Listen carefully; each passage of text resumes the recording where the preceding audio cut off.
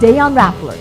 This agreement not only marks a new chapter in our history, it now defines the very path we take as a people, one where opinions are heard and hope is shared, where understanding and consensus breed meaningful solutions for all stakeholders, one where every child is offered the opportunity to shape his own destiny.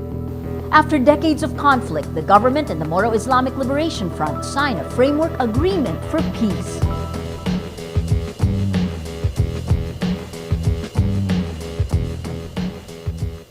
The ink on this paper will not save a single life unless it is matched with a true and immovable commitment to peace. The framework agreement is a historic document, but it does not solve all the problems. Malaysia's Prime Minister welcomes the peace deal but says much work needs to be done.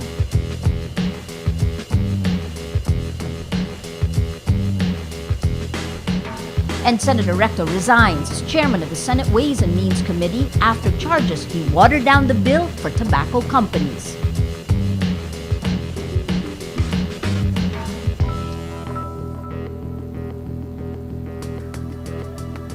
Hello, I'm Maria Ressa. Welcome to Rappler, your social news network. It is a historic day for the Philippines as the government and the Moro Islamic Liberation Front sign a framework agreement for peace. Both sides warn hard work and challenges lie ahead. Ai Makaraig reports. It's a day of many firsts. After 40 years of fighting, Moro Islamic Liberation Front Chairman Alhaj Murad Ibrahim sets foot in Malacanang for the first time. Along with President Benigno Aquino III, he watches history unfold as this rebel group and the Philippine government sign a roadmap to peace after 15 years of negotiations. The 2012 Framework Agreement creates a region bearing the name of his people's struggle, Bangsamoro. The significance of the moment is not lost on Murad and Aquino's peace advisor. Never in my wildest dream since I was a child or when I joined the Bangsamoro struggle more than 40 years ago, that one day I will see the interior of this building that once housed the Spanish and American governors general and now the presidents of the Philippines.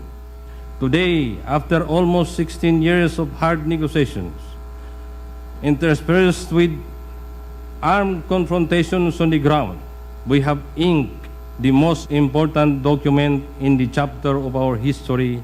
It will be better tomorrow. It will be better tomorrow, even in the darkest days of despair. I have been an advocate of peace almost my entire life, but this is the first time that I have seen such broad and overwhelming support as we are now seeing for the agreement that we are about to sign today. Government Peace Panel Chairman Marvic Leonen and his MILF counterpart Mohaguera Iqbal signed the roadmap in the presence of peace advocates the world over. Malaysian Prime Minister Najib Razak visits the Philippines for the first time as head of state to convey his country's commitment in helping see the deal through. Najib stresses the deal will be put under the test. The ink on this paper will not save a single life unless it is matched with a true and immovable commitment to peace. The framework agreement is a historic document, but it does not solve all the problems. Aquino's peace advisor says history will call him the president who made Bangsamoro possible. Half joking, Aquino reminds the local executives in the region they will share the responsibility of implementing the deal. I also thank the governors of the armed provinces for their support of this agreement and thank them in advance for the hard work they will certainly exert so that today's signing leads to positive changes in their provinces.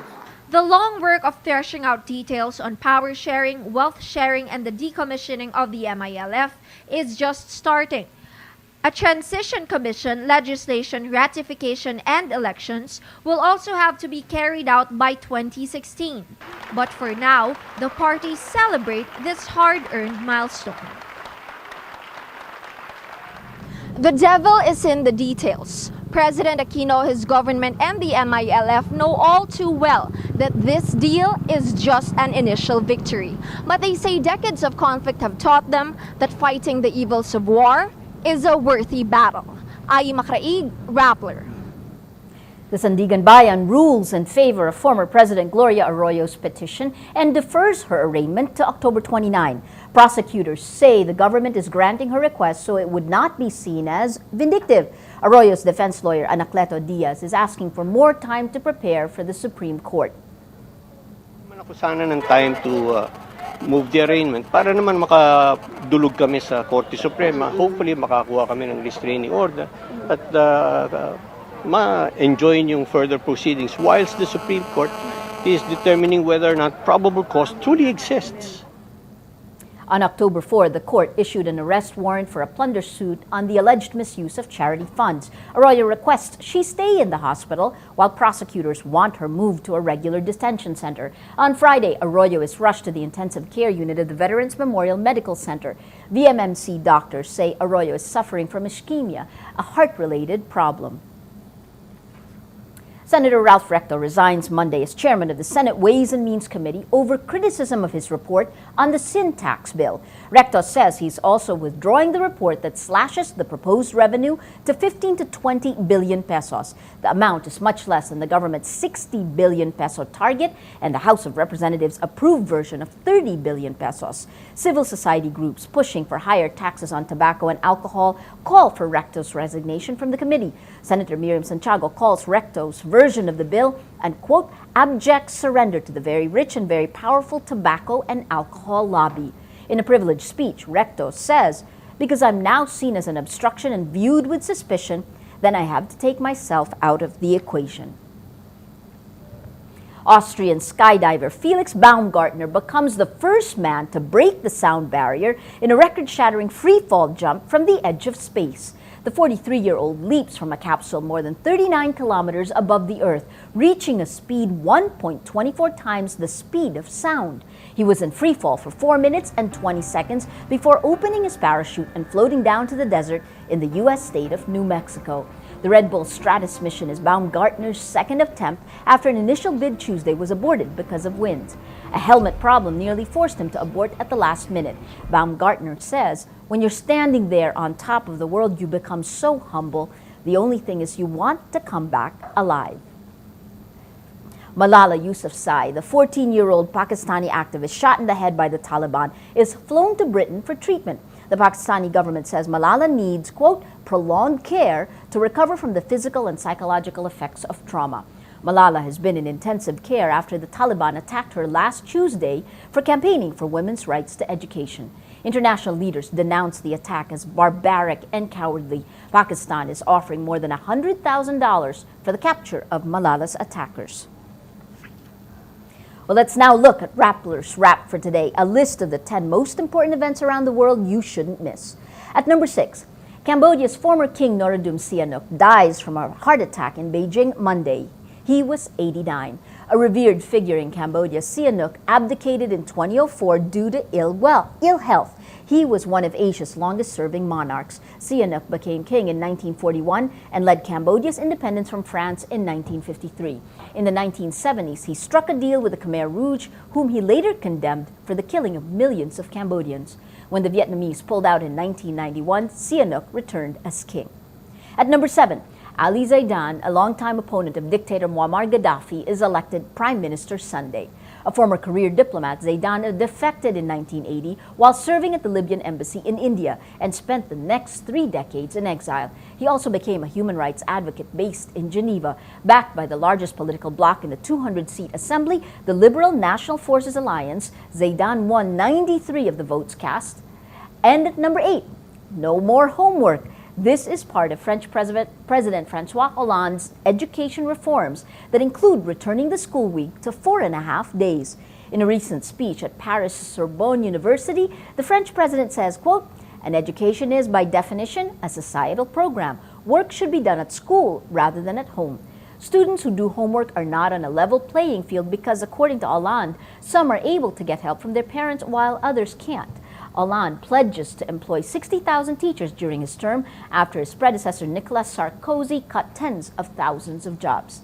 For the full top 10, visit Rappler.com's The Wrap.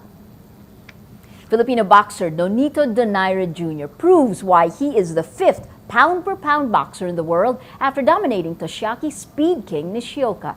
The Filipino Flash knocks out the Japanese fighter in the 9th round of their super bantamweight fight to retain his IBF and WBO titles and take home Nishioka's WBC diamond belt as well as the vacant ring super bantamweight title. According to HBO Boxing, Donaire landed 134 out of 485 punches thrown, a distant cry from Nishioka's 49 of 199.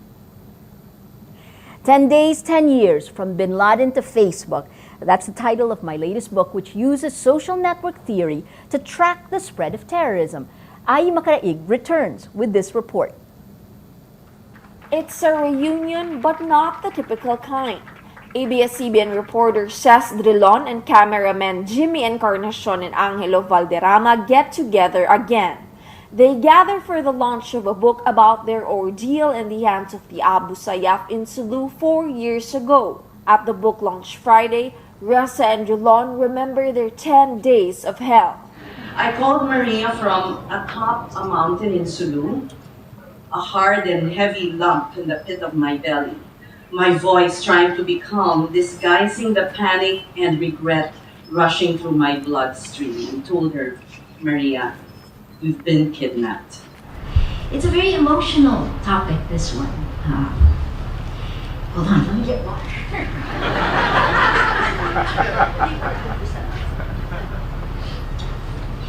It was cathartic to write the book. Even more so to actually place it in a global context.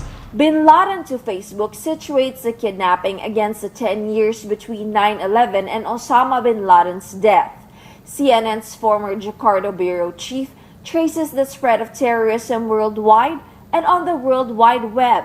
She tracks the real and virtual connections of Filipino and foreign terrorists. U.S. Ambassador to the Philippines Harry Thomas says the book is timely with the signing of the framework agreement between the Philippine government and the Moro Islamic Liberation Front. Yet Thomas warns the challenges to peace are daunting. Until the social inequities end, we will periodically have people rebelling against what they see as an injustice. We have to commend President Aquino, Prime Minister Najib, and the others who worked so closely on this. Ressa's book aims to help officials and journalists identify the problems and map out solutions. After all, she says terrorism is not just an academic topic. At the book launch, it's clear how bin Laden affected her and the reunited team. 10 days, 10 years. With internet and social media, much has changed since 9/11 and the kidnapping of the ABS-CBN news team. Ressa hopes this book will offer key lessons that will serve as weapons in fighting terrorism in this new battleground. Ai Makaraig, Rappler. Every story on Rappler has its own mood meter, which gives you 8 emotions to choose from. Click on how you feel, and your vote will be aggregated on Rappler's front page in its mood navigator. If we take a look at the main stories this weekend, the story that's gotten the most number of votes, the Ateneo community celebrates One Big Five, 97% happy. And today's 2 major events, Recto quits the committee chairmanship, 89% happy, and of course the historic happening as it happened, signing of the GPH-MILF framework agreement, 71% happy. All these votes contributing to the mood of the day. Today, most people are happy. Well, that's Rappler's Newscast for today, Monday, October 15th, 2012. Visit Rappler.com and watch our newscast Monday to Friday. Tell us how you feel on our mood meter and help us crowdsource the mood of the day. I'm Maria Ressa. As we say at Rappler, tomorrow begins today.